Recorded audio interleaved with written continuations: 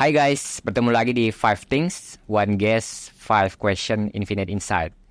Hari ini kita akan ngobrol dengan pebisnis yang sangat ulet di industri yang sangat red ocean, yaitu fashion dan parfum. Sudah berjalan 5 tahun dan bisnisnya terus growing. Kalau kita cek di official store-nya ya, di Shopee atau Tokopedia itu orderannya puluhan ribu per bulan. So kita bisa tebak omsetnya itu per bulan mungkin miliaran lah. Nah, beliau itu saya bilang sangat ulet karena memang perjalanan hidupnya itu dimulai dari bawah ya. Beliau pernah menjadi sales panci, sales lampu, SPG di PRJ, bahkan pernah jadi tukang lap ban di pameran otomotif itu. Pernah beberapa kali bangkrut dari jualan susu dan ropang. Let's welcoming Greg Alfiandi dari Mismo Group. Halo, thank you. Halo Greg, Thank you. apa kabar? Baik, Wandi. Thank you sudah datang ya. Thank you juga diundang nih ke podcastnya 5 Things. 5 Things, Koko Wandi. Thank you. So, kita langsung aja ya, Greg ya. Let's go. First question. Wah, oke. So, seperti yang tadi kita diskusi bahwa industri fashion dan parfum itu kan sangat red ocean ya. Mungkin brand itu di Indonesia ada sekitar 250 lah. Itu kita nggak ngitung small atau medium business yang lokal-lokal itu kita hitung. Yang big itu 250 plus. Betul. So kira-kira apa sih ide gila apa atau misi atau visi dari Mismo ya, dari Greg untuk Mismo itu yang membuat Greg itu bisa buat dan survive bahkan growing sampai sekarang? Oke. Kalau dari produknya sendiri ya, nah ini emang gue bikin produknya ini kok bukan juga ikut-ikutan orang. Oh lagi rame apa gue bikin, enggak sih. Emang gue bikin produk, gue bikin brand emang dasar dari diri gue sendiri sih. Emang gue passionate di bidangnya, gue suka lifestyle, gue suka fashion, gue suka fragrance juga. Jadi kita infuse the soul to the products-nya. Sampai kita bener-bener emang bukan, tujuan utamanya bukan cuan only. Tapi emang bikin create produk to audience yang mana audiensnya juga harus ngerasain, oh kalau gue pakai produk lo, gue bisa jadi apa gitu loh. Nah contohnya kayak misalkan Mismo, kita punya tagline every independent woman needs, which is kalau misalkan orang mau masuk ke lingkup pekerjaan, mahasiswa baru mau kerja, beli Mismo tuh cocok banget. Dia berasa, wih bisa elevate dia punya confidence seperti itu. Misalnya Mismo Man-nya bisa ngerasa lu kalau pakai Mismo Man lu lebih pede lah, lebih ganteng, cowok-cowok urban, cocok banget pakai Mismo Man-nya. Kayak si sarcasm-nya, emang gue pribadinya orangnya sarkas guys. Orangnya sarkas tapi in good way ya. Nah, kita mau muji orang, cuman nggak langsung straightforward, ya gue pakai sarkas sih. Sarkas. Jadi kita bisa pakai parfum ini untuk ngasih tahu tanpa harus ngomong. Karena kita punya tagline, where sense speak louder than words.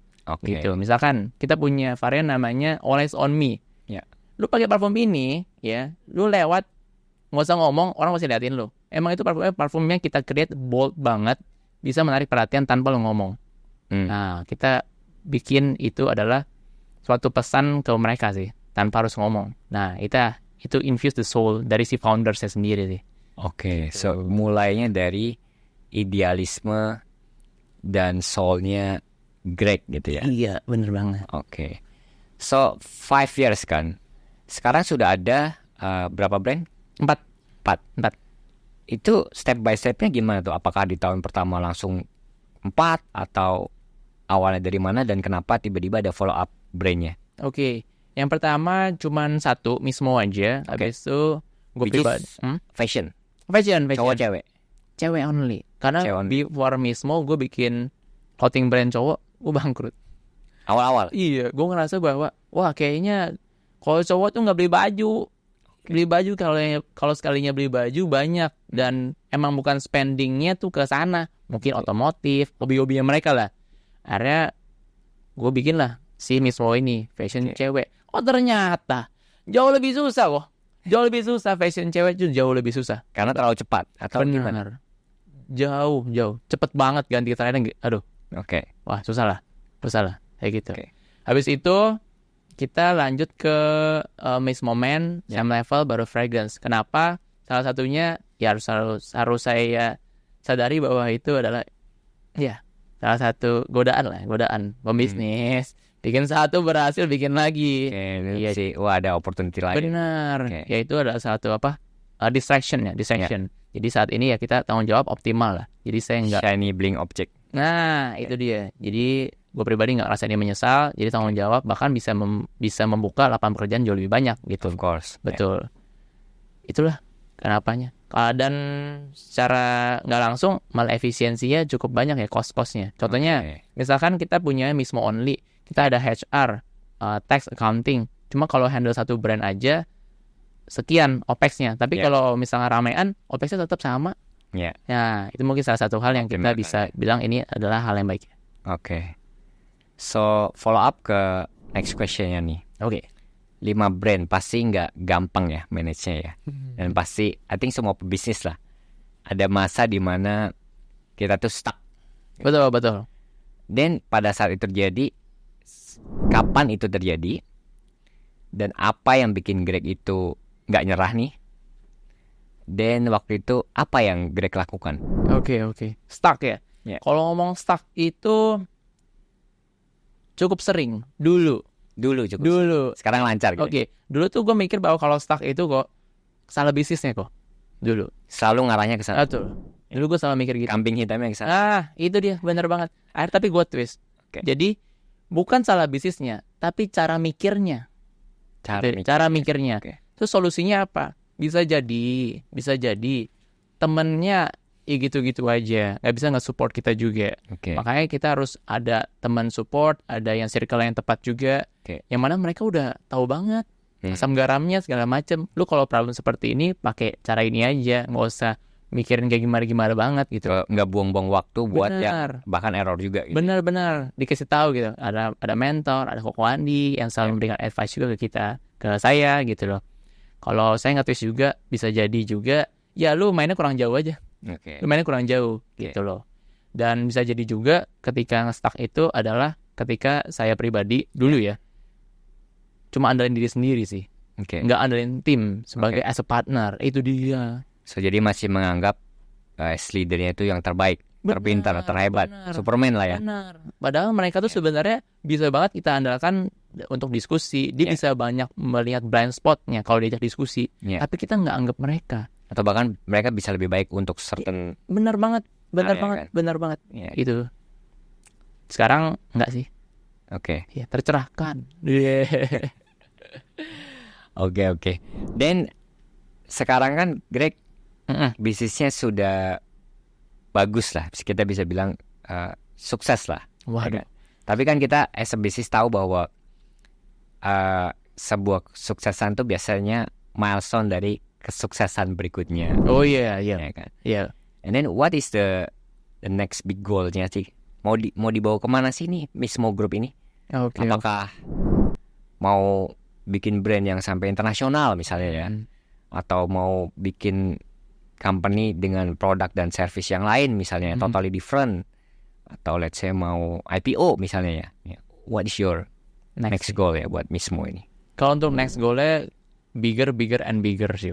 Bigger and bigger. Masih di area yang sama? Masih. Fokus. Terus develop people-nya jauh lebih baik lagi. Terus bisa impactful sama tim sih terlebih. Saya benar-benar orang yang mau bikin mereka jauh lebih berkembang sih. Dari as a career, ekonomi, financial, anything. Jadi pas masuk ke perusahaan saya, tujuan saya pas saya interview bahkan, saya bilang ke mereka bahwa apa yang kamu harapkan di tempat saya? Kalau saya harapin kamu masuk banyak, tapi kamu kasih tahu saya dong, kamu maunya apa? Ketika kamu masuk, saya punya tanggung jawab untuk ngasih itu ke kamu. Jadi jangan saya minta mulu ke kamu, nggak fair lah. Kamu yang minta ke saya lah. Saya itu jauh lebih penting sih dibanding kemajuan perusahaan only ya. People di dalamnya sih. Saya merasa kurang lebih 4,5 sampai 5 tahun ini itu sepenting itu. Bahkan sampai ya password wifi kantor. Saya dari awal saya bikin perusahaan sampai sekarang itu passwordnya adalah banyak berbagi. Anything. Bahkan saya punya session kok. One on one sama saya every month. Itu 30 under saya 30 something orang saya tanyain dan nggak boleh bahas pekerjaan.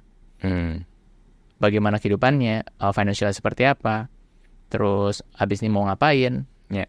Terlepas dia antar resign atau enggak bukan urusan saya. Tapi lu masuk ke sini, tanggung jawab saya adalah dengerin kamu, saya bisa accelerate apa, saya bisa impact apa buat kamu. Ya. Gitu sih. Kalau Mismo grupnya bigger and bigger, masih jauh banyak, masih bisa berkembang banyak sih. Oke. So bigger and bigger gitu ya. Ada nggak yang jadi target lah comparison? Oh, gue pengen seperti perusahaan ini nih, misalnya. Ada sih. Apa tuh? Dan kenapa? Gak bisa diomongin mau jadi kayak gimana exactly by name sih. Iya. Oke. Mau jadi market leader aja sih. Market leader. Lokal, internasional? Lokal dulu ya? Lokal dulu. Oke. Kalau ada kesempatan mau internasional. Oke. Mau. Oke. So next question adalah waktu bikin Mismo itu kan khususnya untuk produk fashion dan parfum itu ya. Iya. Itu kalau bikinnya biasa-biasa aja pasti nggak laku lah, gagal lah. Karena kan tadi ya sangat red ocean gitu kan. Oke. Dan idealismenya atau ide gilanya tuh awalnya apa sih? Dan kan biasanya itu kalau leader itu punya vision yang kalau belum disampaikan tuh tim nggak tahu kan. Betul. Nggak tahu kan dianggap ini kayaknya nggak masuk akal atau susah lah gitu. Oke.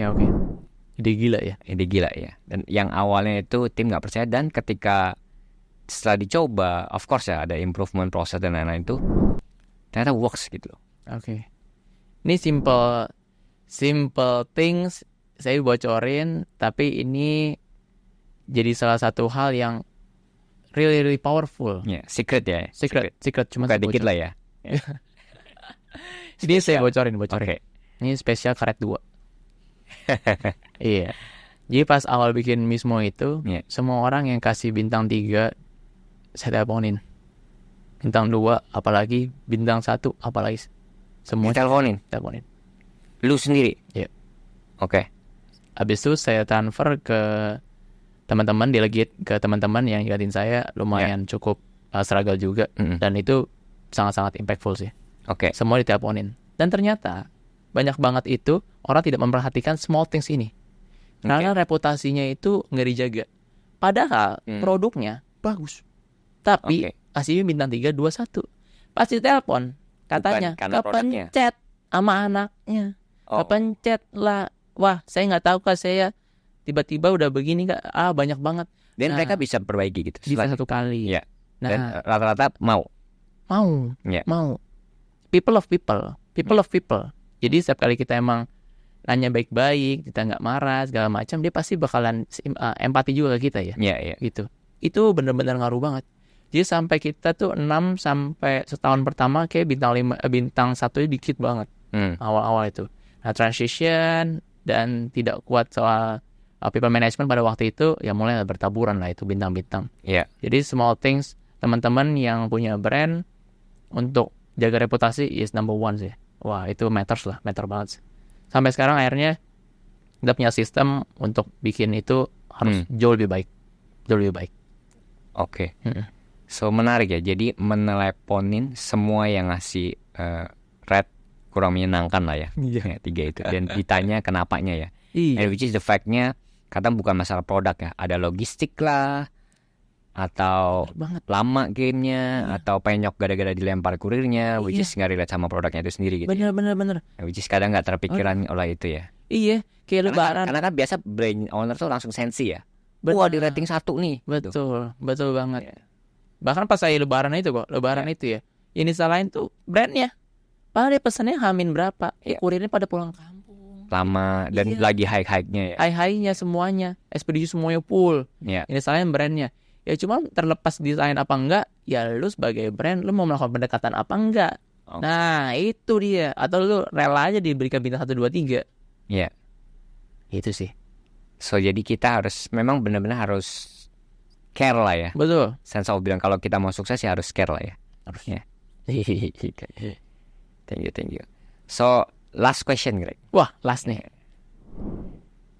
Pasti leader pernah dong bikin keputusan yang salah, konyol lah. Waduh. Ya, I think kan kita learning dari mistake lah ya. Iya, benar. Pastilah, ya pasti. Pernah nggak? Dan yang kedua itu waktu itu apa dampaknya? Either ke brand, company, team. Tuh. Ada. Dan gimana habis itu lo twistnya? Ya. Ini small things lagi kok. Oke. Masukin orang sembarangan ke kapal. Itu pepatahnya. Oke. So jadi gampang gitu. Iya. Ada yang lama terima, ada yang lama terima. Hiring is number Dari one. temen terima gitu ya. Waduh, kacau sih. Hiring itu benar-benar harus kita filternya dengan baik sih. Yeah. Bahkan kita harus siapin pondasi juga dari sisi culture-nya fit apa tidak. Dulu kok. Ya. Waduh, ini saya bocorin juga, nggak apa-apa ya. Nggak apa-apa, jadi pembelajaran. Spesial karate 3 kan.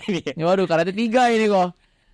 Ini bocorin lah, jadi teman-teman bisa belajar dari mistake-nya saya juga ya. Yeah. Thank you Ko Andi. Jadi saya banyak share.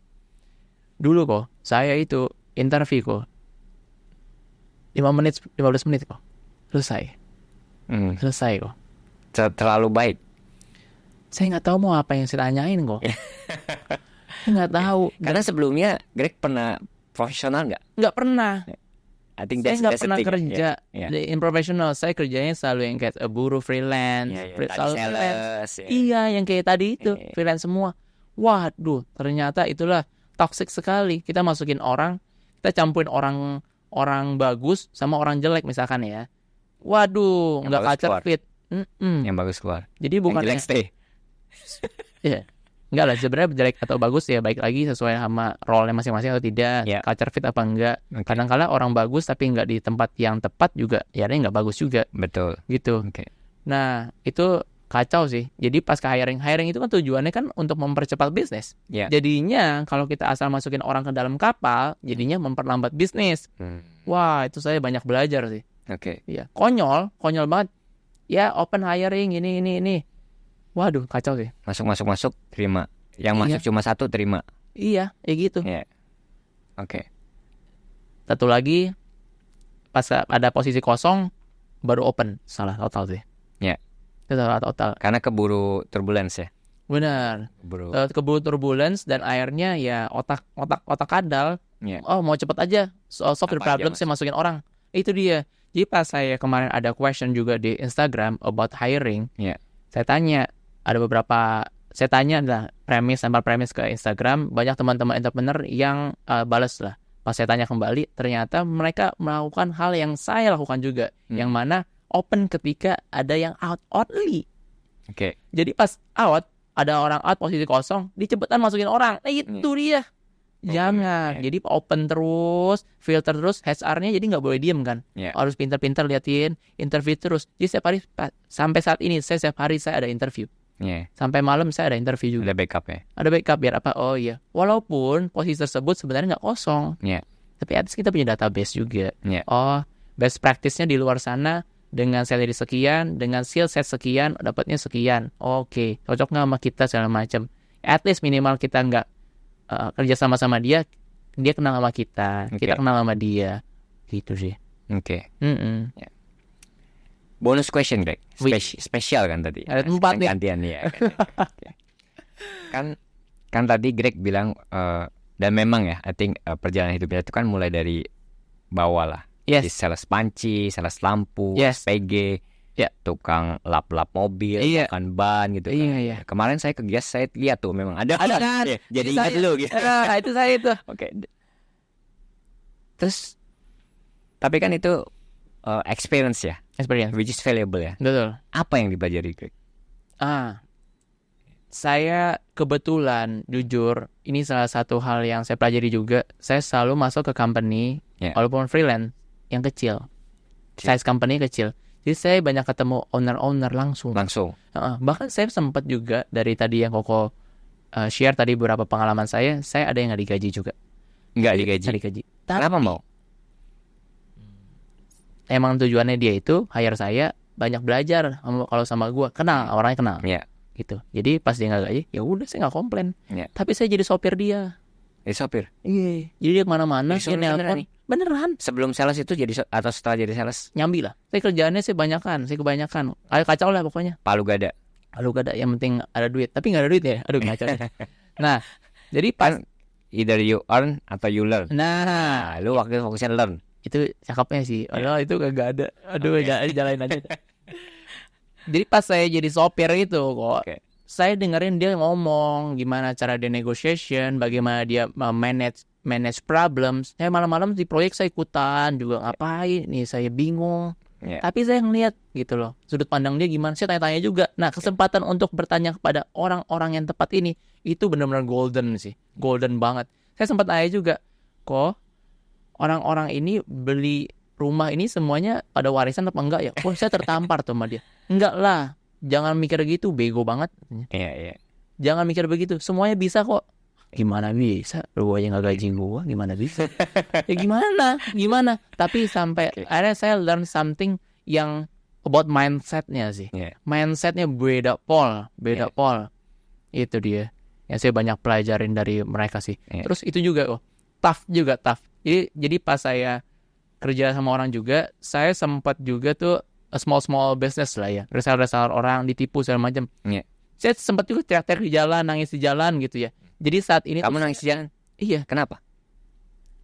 Ditipu lah, orang tasik banget. Itu orang kacau deh pokoknya. Sempat diancam-ancam gara-gara nggak kasih orderan di tepat waktu. Saya dulu tuh sempat ini juga custom jersey bola. Dia mau tanding kok. Besok kok anak sekolah kan. Besok pagi mau tanding turnamen jam 8. Kagak ada baju kok. Bajunya pesan sama saya. Saya datang ke sekolah minta maaf ke anak-anak itu, anak-anak bajunya nggak ada. Anak SMA. Iya, nggak ada kok. Karena saya bikin sama orang. Dan orangnya itu nggak deliver. Emaknya, bapaknya yang marah. Wah gila sih itu. Lalu saya nangis di jalan situ. Aduh gini amat ya hidup ya, kok bergantung sama orang begini. Orang mana yang supplier malah marah-marah sama saya juga. Wah kacau lah itu. Nah itu saya jadi tough juga. Jadi pas ngomong ke tim soal about the leadership, banyak yang bilang soal Gen Z itu lemah segala macam. Bukan sih. Enggak, saya nggak setuju sih. Tapi bagaimana kita bisa switch dia punya mindset ke arah mana gitu loh. Itu peran leader ya. I see. Kita punya experience. I see. Okay. I think that's very insightful. Wah. Thank you Greg for your time. Thank you Pak. Thank you udah diundang. Thank you guys.